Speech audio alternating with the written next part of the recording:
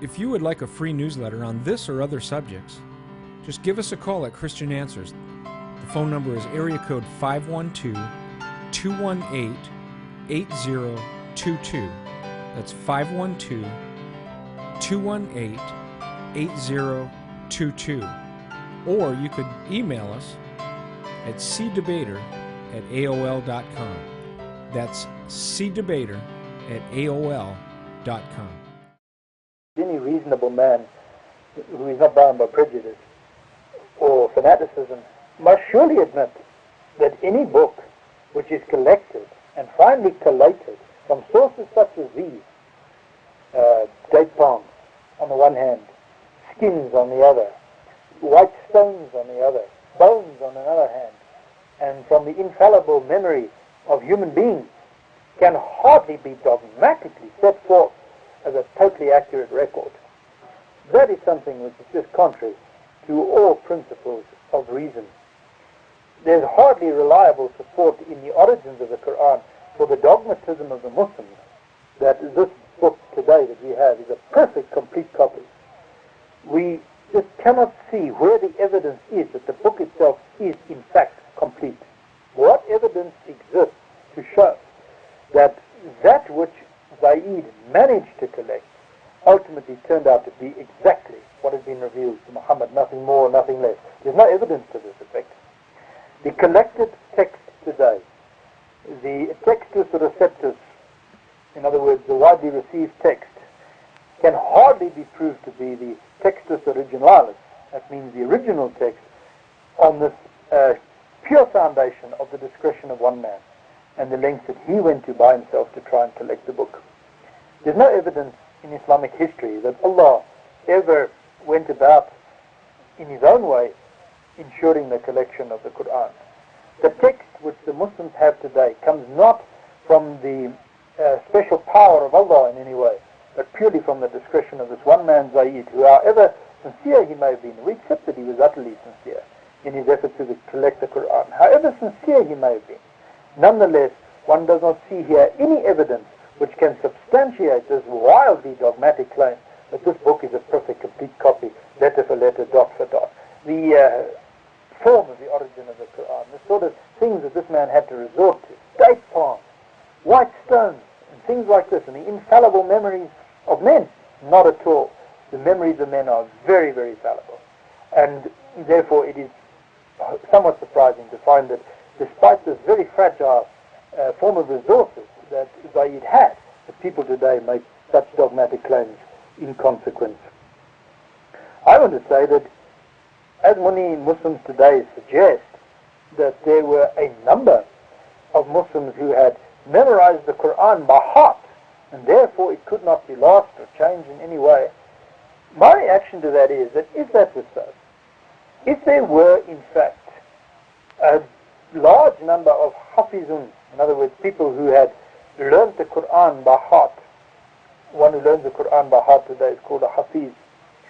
If there were such men among the Muslims in those days in such large numbers, then one would expect that this man Zaid would hardly have to go to such lengths to collect the Qur'an as to date palms, white stones and things like this. Surely, if there were indeed a number of Muslims who had memorized the whole Qur'an by heart, to collect it would have been the simplest of matters. Any one of them could have dictated the whole book to him. But Zaid himself adds these words, and now I'm quoting much the same tradition that I quoted earlier, but this time directly out of the Sahih al-Bukhari, and in volume 6 and page 478 we read that Zaid added these words: I found the last verse of Surah At-Tawbah, that is the Surah of Repentance, with Abu Khuzayma al-Ansari. I did not find it with anybody other than him. The verses referred to are from Surah 9, verses 128 to 129. Now here is a very important and very relevant statement. He says, the last verses of the 9th Surah, I found only with this one man, Abu Khuzayma al-Ansari. I did not find it, he says, with anyone else. Now that's of extreme significance. That means that although people say today that there were a large number of Muslims at that time who were Hafiz, who had memorized the whole Qur'an by by heart. The one man who went about collecting the Qur'an goes so far as to say that this short passage, these 2 verses, are only found with one man. In other words, no matter how many Hafizun of the Qur'an there may have been at that time, not one of the other men, not one, could remember this verse. And that tends to undermine even more this dogmatic claim that this book is textually perfect. In fact, it becomes somewhat clear at this stage how brittle this early collection was. There was no one, obviously, who knew the Qur'an perfectly by heart. There was not one man who could dictate this book infallibly to Zaid dot for dot, letter for letter. Here one has an example of verses which were not known by the overwhelming majority of the people. And I remind you again that this book was finally collected by the discretion of one man and not by the revelation of the one God. And let's go a little bit further. Let us have a look now at the text which sometime later was given to Hafsa. Zaid compiled a text, a mushaf of the Qur'an, and he did so from these various sources that he resorted to: date palms, white stones, hearts of men, and so on. And for some time nothing further seems to have been done.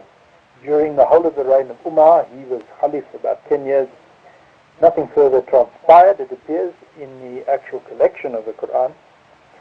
But after this, during the reign of Uthman, the 3rd Khalif, and this is now many years later, we read that a certain Hudayfa bin al-Yamam came to Uthman. He came from the provinces of Iraq and Armenia, where the wars were being conducted. And he said that when the people of Sham and Iraq were waging war to conquer Armenia, Hudayfa was afraid of their different readings of the Qur'an. The book had begun to be read in a different way by the people of Iraq and Armenia to that which was read in Medina. And in Bukhari, Sahih Bukhari, volume 6, and page 479, we read, so Uthman sent a message to Hafsa saying, send us the manuscript of the Qur'an so that we may compile the Qur'anic materials in perfect copies and return the manuscripts to you. What he intended to do was to take this one text which Zaid had compiled, and which, as I've shown you quite clearly, could hardly be claimed to be dogmatically perfect when one considers the very fragile, very brittle sources that he had to resort to. Uthman then takes this one text and he decides to standardize this text as the official reclension of the Qur'an. And now the whole thing becomes a little bit more brittle, because we find that in the different provinces the reading of the Qur'an was different in some respects from what it was in Medina. Now it goes on and it says, Uthman sent to every Muslim province one copy of what they had copied and ordered that all the other Qur'anic materials, whether written in fragmentary manuscripts or whole copies, be burnt.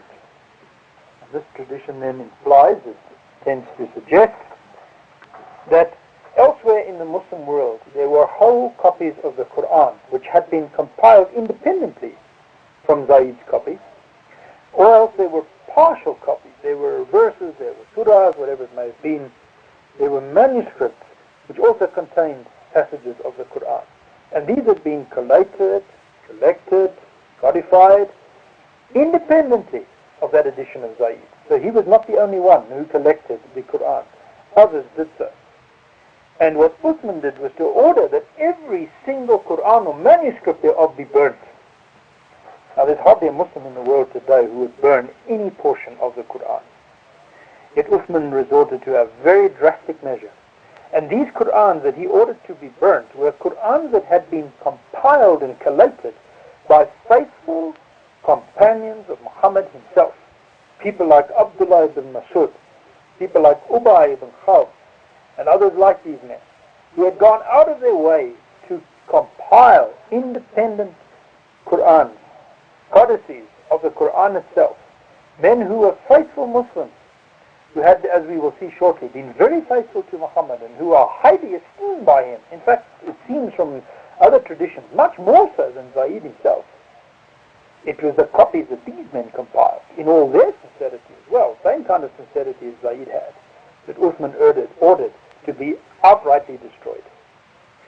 throughout the Christian church, we may have our different variant readings in the scriptures, but there's never been such a drastic attempt made to standardize one text as there has been in Islam. Never have we felt that the distinctions between our variant readings are so radical or so meaningful as to warrant the destruction of those that do not appeal to us. In fact, the variant readings in the Bible are so minor, so negligible, that the overall authenticity and authority of the book just cannot be seriously, honestly questioned. But it seems that things were different here, because Uthman resorted to a very drastic method of standardizing one text of the Qur'an, and that was to order all copies that differed with his copy, every single one without exception, to be burned. It shows that there wasn't one Qur'an, despite all the others that had been codified and collected, there was not one Qur'an in existence in the whole Muslim world which was known to agree with this one of Zayd in every form.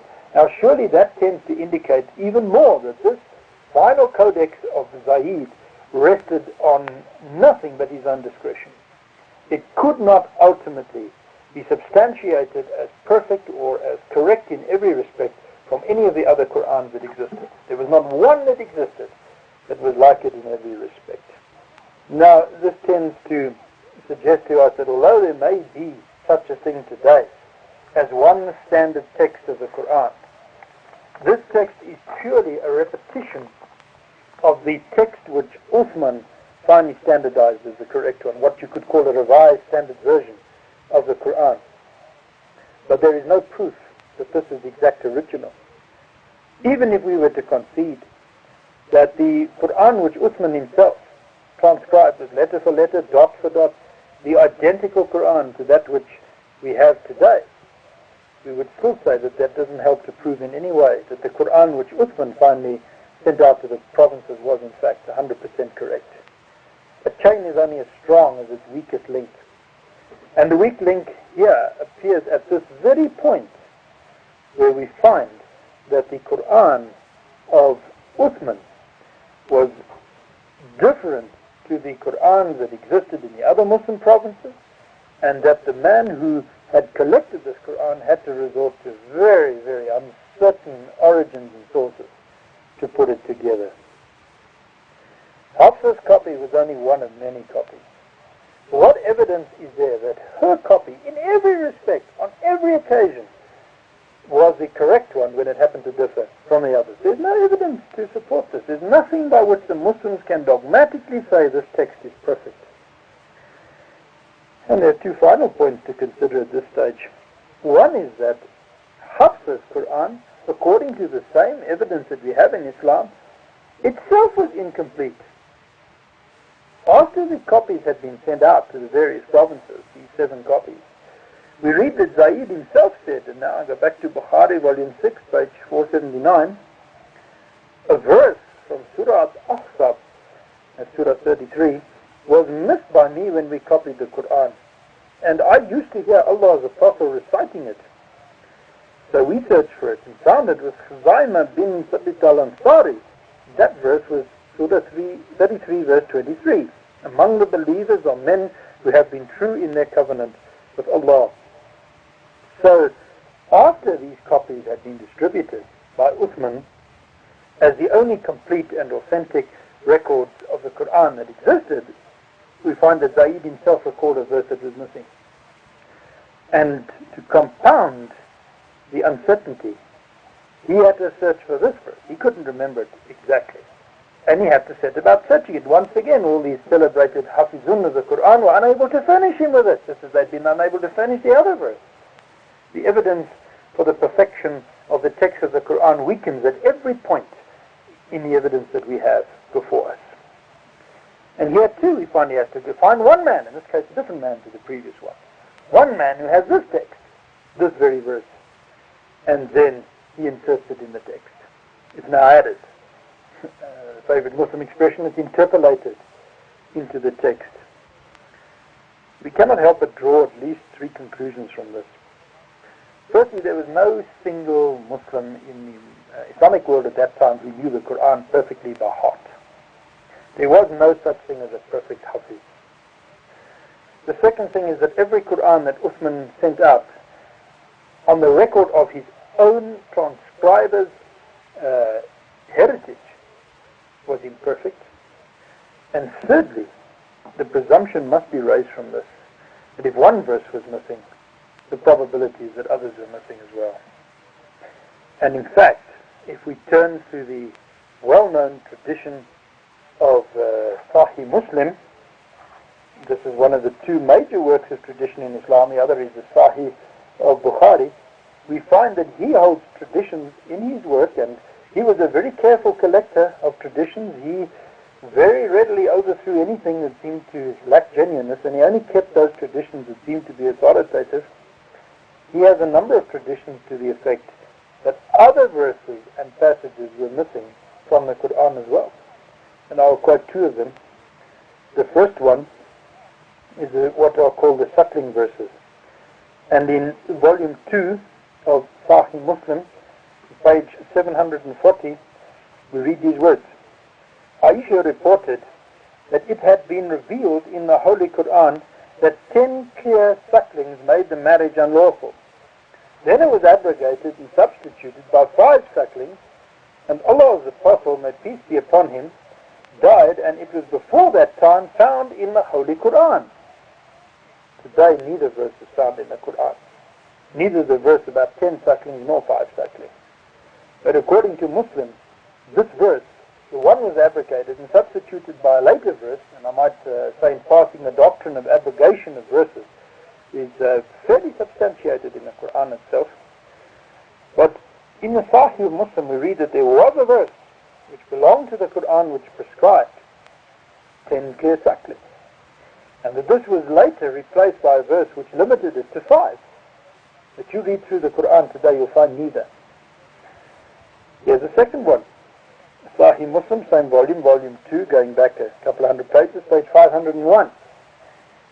He says, we used to recite, one of the companions speaking, a surah which resembled in length and severity to Surah Bara'at. I have, however, forgotten it, with the exception of this, which I remember came out of it. If there were 2 valleys full of riches for the son of Adam, he would long for a 3rd valley, and nothing would fill the stomach of the son of Adam but dust. And it's very interesting to note that the translator of the Sahih Muslim into English, Maulana Siddiqui, says in commenting on this tradition, this hadith, the words of this surah have been abrogated in the Qur'an. In other words, he is saying that this was in fact an original text of the Qur'an, but was later abrogated. Well, be that as it may, whether he's right or wrong, we don't know. But the fact of the matter is that you have here traditions to the effect that there were other verses of the Qur'an that were missing from the standard text. No way can you establish this dogmatic Muslim assertion that the Qur'an is perfect. That might be the fruit of popular sentiment. It is certainly not the product of an objective analysis of the evidence at hand. It might be something which appeals to the hearts of people who fanatically want to hold on to and grip onto this book as the holy book of God and have some kind of external proof that there's something miraculous about it. It might, in other words, appeal to the hearts of the credulous. But for genuine scholars, people who are a little bit more objective, a little bit less unfanatical in attitude, such people will be more inclined to examine the records that exist. Such people will want to ask, how in fact did this book, the Qur'an, come about? And the only thing that they will look to is whatever evidence exists within Islamic history. Note, these traditions we're quoting don't come from the enemies of Islam or anything like that. They come right out of the companions of Muhammad himself. This is the Islamic heritage alongside the Qur'an in the Hadith, which tells us how this book was in fact collected. And the evidence here, which is quite obvious and quite plain, this does not for a minute support this dogmatic assertion that the Qur'an is textually perfect. It is objective, historical evidence that we have been considering. And the presumption is raised again and again that the book is incomplete, if not imperfect, because of the fact that Said himself had to recall along the way verses that were missing, and even after him we find in works of tradition that other men quote verses that officially brings me even to a further point. I mentioned that there were 2 points which undermine this issue, this question of the authority, the textual perfection of the Qur'an very seriously. The first one was that verse which Zaid himself discovered was missing. Now this verse that is referred to by Umar is not something which one finds just in one isolated tradition. This tradition, in fact, is recorded in all the major works of hadith, the Sahih Muslim, Sahih Bukhari, Sunan of Abu Dawud, and all the others. It's a widely accepted and authoritative tradition. And I'm going to read it as it appears in the Sirah Rasulullah of Ibn Ishaq, the very earliest biography and collection of traditions of the life of Muhammad in biographical form. And on page 684 of the English translation, we read these words. God sent Muhammad and sent down the scripture to him. This is Umar speaking. Part of what he sent down was the passage on stoning. We read it, we were taught it, and we heeded it. The apostle stoned, and we stoned after him. I fear that in time to come men will say they find no mention of stoning in God's book, and thereby go astray in neglecting an ordinance which God has sent down. Verily, stoning in the book of God is a penalty laid on married men and women who commit adultery. You won't find that verse in the Qur'an today. And Umar went out of his way to point out this fact, that this was part of the book, the kitab, the scripture, the Qur'an. It was part of the scripture which was sent down. He says part of what God sent down, of what Allah sent to Muhammad, he says was this passage on stoning. And as a result of this, he says, we stoned, and the Prophet stoned adulterers.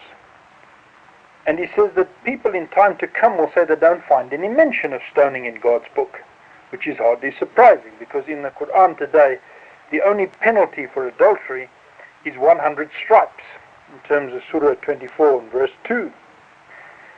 But Umar says that he was scared that the people would go astray in neglecting an ordinance which God had laid down. It is hardly likely that he would have gone to such lengths to uphold this suggestion that people should be stoned for adultery if the Qur'an had never contained such an admonition. Because if it hadn't, he must have known that he was pitting his source, whatever it was, against the highest source of Islam, the Qur'an, which prescribes 100 lashes. Umar would only have gone to such a length to try to preserve this penalty if he had been persuaded that the original verse was part of the Qur'an itself. And that is precisely what he says. Stoning in the book of God is a penalty laid on married men and women who commit adultery. So it is quite clear that not only, according to Umar, was the capital offense to be brought out in the case of people who committed adultery, but that capital sentence was to be executed by way of stoning, not beheading or anything else. That verse is not found in the Qur'an, and that is why Umar drew attention to it. That's why he raised the issue. And one finds in the Sahih of Bukhari, volume 8, from page 539, that this tradition is set out very fully. And I'm going to read it because it helps one to see very clearly how concerned Umar was that this verse of the Qur'an should be remembered. And not only that, but that the verse itself, in fact, formed part of the text of the Qur'an and was not the hadith or anything else like that. And the narrator of the tradition says that he got up in the mosque that day and he says, today Umar will say such a thing as he has never said since he was chosen as Khalif. Sayyid, he says, denied my statement with astonishment and said, what thing do you expect Umar to say the like of which he has never said before? In the meantime, Umar sat on the pulpit, and when the call makers for the prayer had finished their call, Umar stood up, and having glorified and praised Allah as he deserved, he said, now then I am going to tell you something which Allah has written for me to say. I do not know, perhaps it portends my death. So whoever understands and remembers it must narrate it to the others wherever his mount takes him. But if somebody is afraid that he does not understand it, then it is unlawful for him to tell lies about me. Let me intercede at this point and say that what is happening is that Umar is going out of his way to sort of give a prelude to what was going to follow. He knew that what he was going to say was not going to be palatable. To suggest that a certain passage of the Quran was not found there anymore would not go down with certain fanatics of the day, like many Muslim fanatics of this day, who were under the fond illusion that the book was perfect letter for letter, dot for dot. And he said that if you don't accept what I'm going to say, then one thing I lay on you, don't tell lies about me. Don't say that I didn't say it. So he goes on, he says, Allah sent Muhammad with the truth and revealed the holy book to him. And listen to these words. Among what Allah revealed was the verse of the Rajam, that means stoning, of one who commits illegal sexual intercourse. And we did recite this verse and understood and memorized it.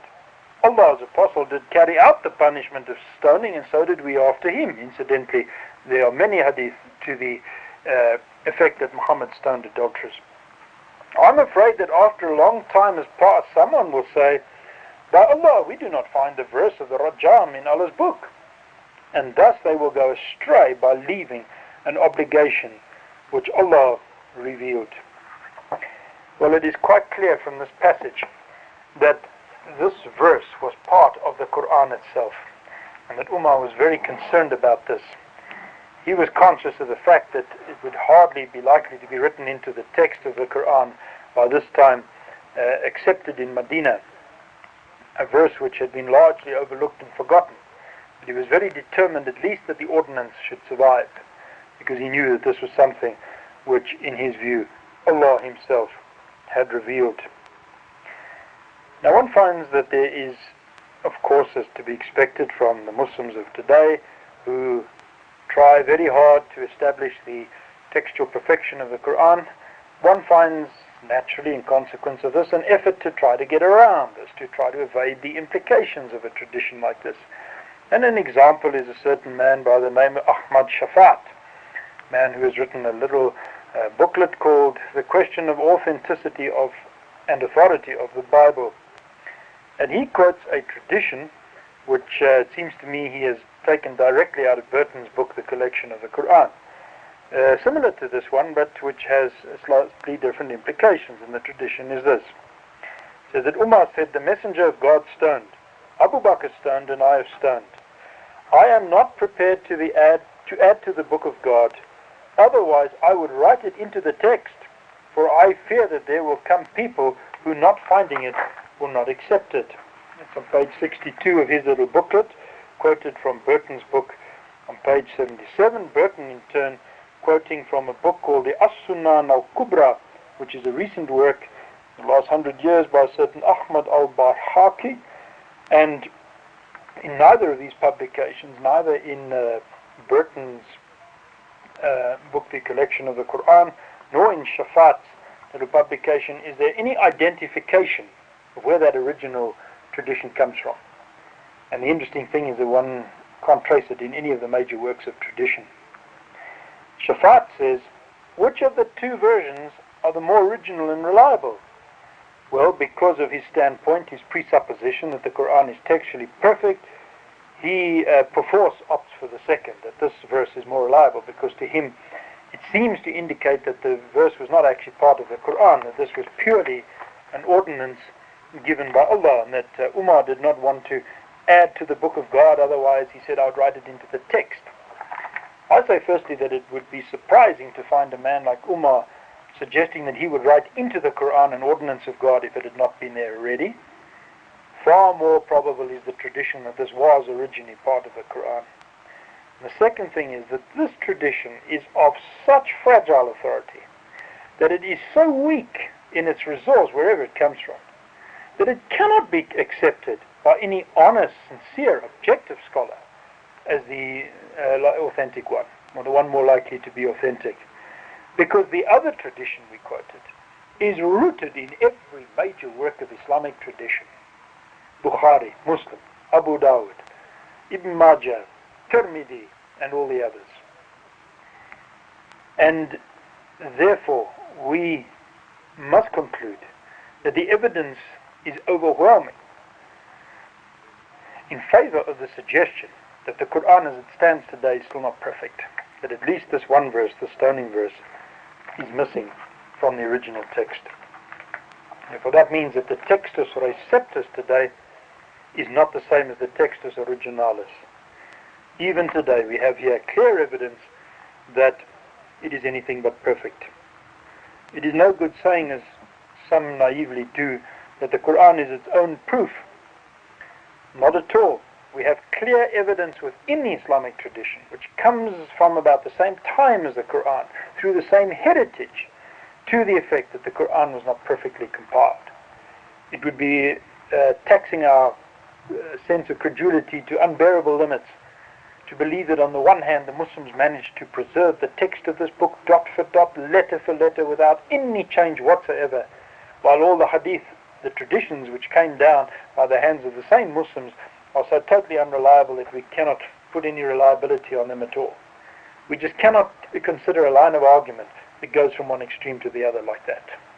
It is far more likely that the Textus Receptus today, the Qur'an as it exists today, is very consistent in its form with what we read in the early hadith of Islam, to the effect that basically it is a correct record of Muhammad's revelations, but not to the extent, the dogmatic extent of dot for dot, letter for letter. That here and there's good reason to question certain passages, certain verses, and the issue of whether the book is complete as such. But now I want to go on to this question of these other codices, because these are very important. These other texts of the Qur'an which Uthman ordered to be burnt, they give us tremendous light in respect to the original collection of the Qur'an. One of the texts which exists, a certain codex, was won by one of the very closest companions of Muhammad, a man by the name of Abdullah ibn Masud. His text was regarded as the official text of the Qur'an at Kufa. For a long time he refused to hand over his text after this order of Uthman, and for a while it rivaled Uthman's text as the original one. You will know, if you know anything about Islamic history, for a start, that for many, many years after the death of Muhammad, Kufa in Iraq, which was a city founded mainly by the Muslims, was a source of much opposition to the basic rule of the Muslim people. And it was from here that the Shiite origin of Islam really began to develop. And it's hardly surprising to find that there was, even to this extent, a division on the question of the correct text of the Qur'an. And I want to go so far as to show you that there is much evidence that his text is far more likely to be a more reliable version of the Qur'an than that of Hafsa, which was just one that had been preserved ultimately to this day at the expense of the others. It is not the original text of the Qur'an. It was one of many, and it happens to survive because the others were ordered to be destroyed. But I want to show you why I think Ibn Masud's text is in fact likely to have been a more reliable one. Firstly, according to the hadith of Islam, he alone, this man, Ibn Masud, was present when the Qur'an was allegedly reviewed by Muhammad during the month of Ramadan every Muslim year. In the Kitab al-Tabaqat al-Kabir of Ibn Sa'd, one of the early biographers of Muhammad's life in Islam, collator of traditions, in volume 2 and page 441, we read these words. Ibn Abbas asked, "Which of the two readings of the Qur'an do you prefer?" Abu Zabyan answered, "The reading of Abdullah ibn Masud. Verily the Qur'an was recited before the Apostle of Allah, may Allah bless him, once in every Ramadan except the last year when it was recited twice, as allegedly by Jibril the angel. Then Abdullah ibn Masud came to him and he learned what was altered and abrogated."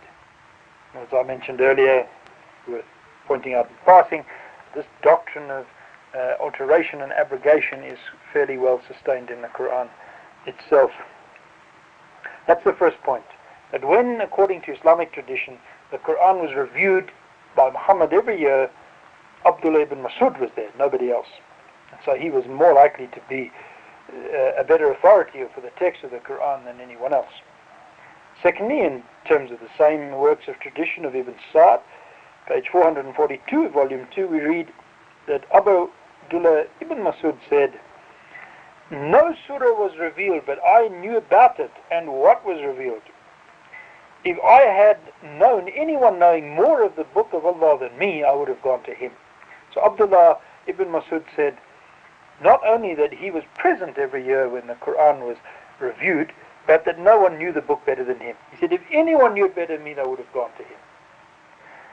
The next thing we read, and now I'm going back to the Sahih of Muslim, volume 4, on page 1312, that he learned 70 surahs of the Quran directly from Muhammad himself. He says, I recited before Allah's Messenger more than 70 chapters of the Quran, and the companions of Allah's Messenger know I have a better understanding of it than them. Shaqiq said, I sat in the company of the companions of Muhammad, but no one rejected his interpretation or found fault with it. So we can see he was the foremost reciter of the Quran.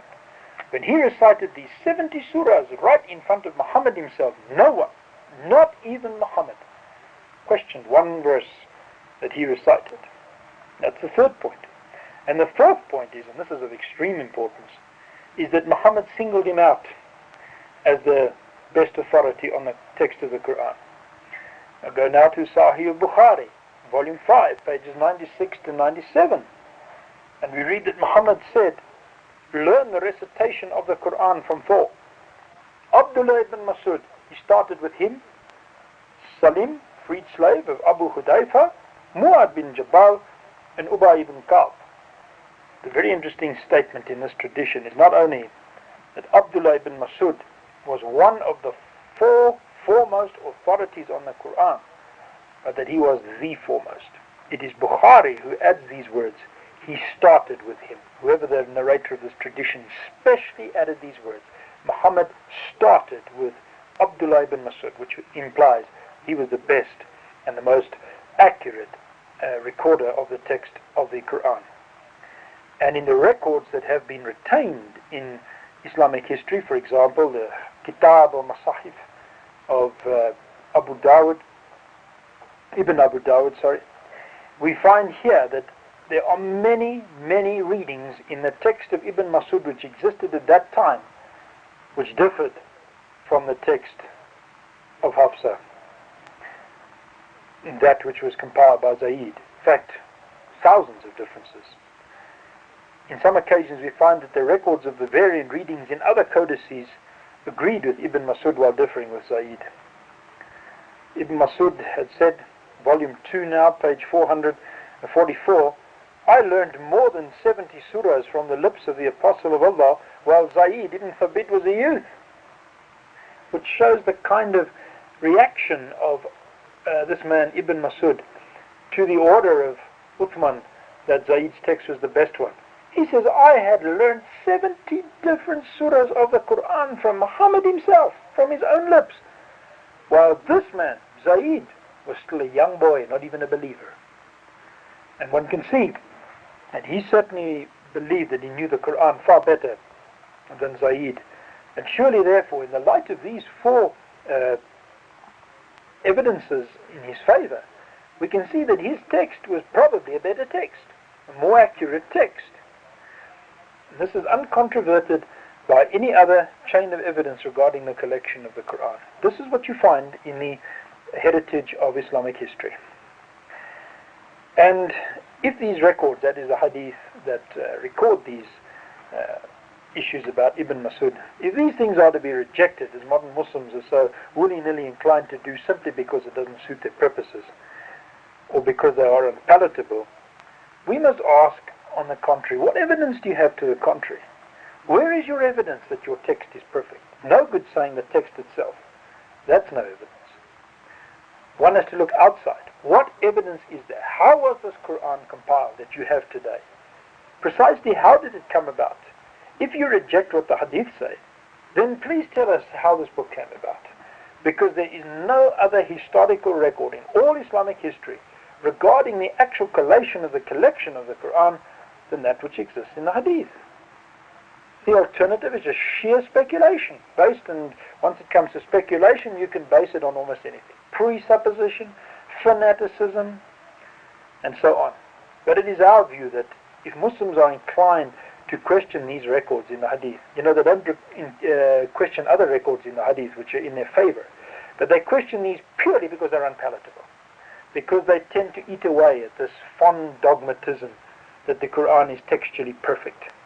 And for no other reason than that. Not because they can find any historical grounds to reject this chain of evidence, but because it doesn't suit their purposes. It just doesn't help to back up the suggestion that the Qur'an is this miraculous book, perfectly preserved, letter for letter, dot for dot, from any kind of incompleteness, corruption, error, variant reading, or anything like this.